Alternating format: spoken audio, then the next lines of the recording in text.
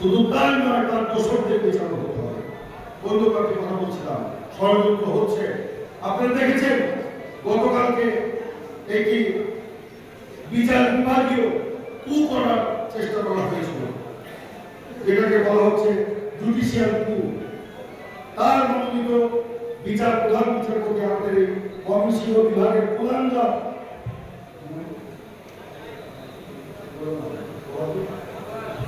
ওবায়দুল হাসান শাহীন এবং অন্যান্য আপিল বিভাগের বিচারপতিরা মিলে কালকে ফুল কোর্টে বসিয়ে সে এই অন্তর্বর্তীকালীন সরকারকে অবৈধ ঘোষণা করার চেষ্টা করেছে।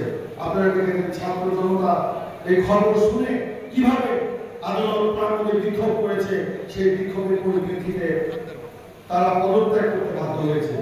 আমরা বলতে চাই, শুধু বিচার বিভাগ নয়, প্রশাসনের রন্ধ্রে রন্ধ্রে শেখ হাসিনার প্রেতাত্মা বসে আছে।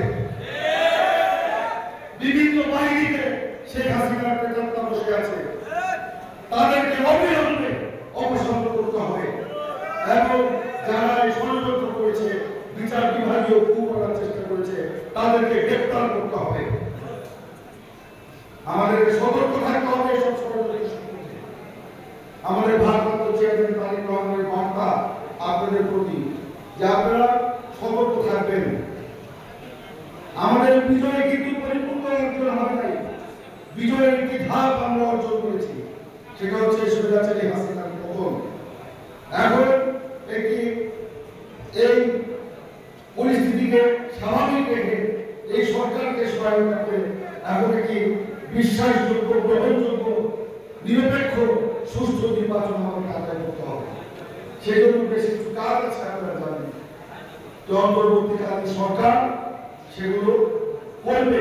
এই প্রশাসনের মধ্যে আওয়ামী লীগের যে জঞ্জাল, সেটা তারা পরিষ্কার করবে। এটা পরিষ্কার না হওয়া পর্যন্ত বাংলাদেশে নির্বাচনের কোনো পরিস্থিতি সৃষ্টি হবে না।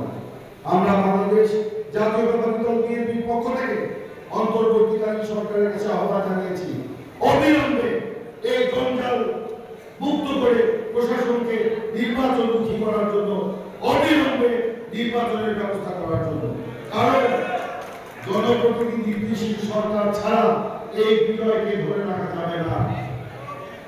একমাত্র জনগণের ভোটে নির্বাচিত জনপ্রতিনিধিশীল রাজনৈতিক সরকারের পক্ষে এই বিজয় ধরে রাখা সম্ভব। এই জন্য যত দ্রুত সম্ভব এটা করতে হবে। আমাদের দলের পক্ষ থেকে 3 মাসের মধ্যে নির্বাচনের দাবি জানানো হয়েছে।